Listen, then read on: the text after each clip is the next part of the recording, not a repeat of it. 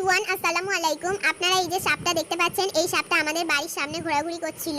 তো এই সাপটা আমরা তো রাসেলস ভাইপার বলে মনে করছি। আপনারা দেখে কি ভাবছেন, এটা কি চন্দ্রবোড়া না রাসেলস ভাইপার? আপনারা যদি সাপটাকে চিনে থাকেন তাহলে অবশ্যই কমেন্টে সাপটার নাম লিখে জানাবেন। আমাদের এখানে প্রায় সময়ই এই ধরনের সাপ দেখতে পাওয়া যায়, এছাড়াও নানা ধরনের বিষাক্ত সাপ দেখতে পাওয়া যায়। আমাদের বাড়ির ছাদ থেকে এই ভিডিওটা নেওয়া।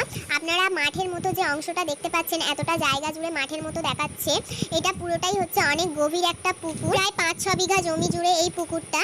এই পুকুরেই নানা রকম সাপ পোকামাকড় আছে, কারণ পুরো পুকুরটাই আপনারা দেখতে পাচ্ছেন যে পানা আর জঙ্গলে ঠাসা। এই পুকুরটা যাদের, তারা এই পুকুরটা পরিষ্কার করে না, যার কারণে প্রায় সময়ই বিভিন্ন রকমের বিষাক্ত সাপ পোকামাকড় দেখতে পাওয়া যায়। আর আমাদের বাড়িটা একদম পুকুরের পাশেই, যার কারণে আমরা প্রতিনিয়ত আতঙ্কে ভুগছি। কয়েকদিন আগেই এই পুকুরটা থেকে 2টো বিষাক্ত সাপ রেস্কিউ করে নিয়ে গেছে।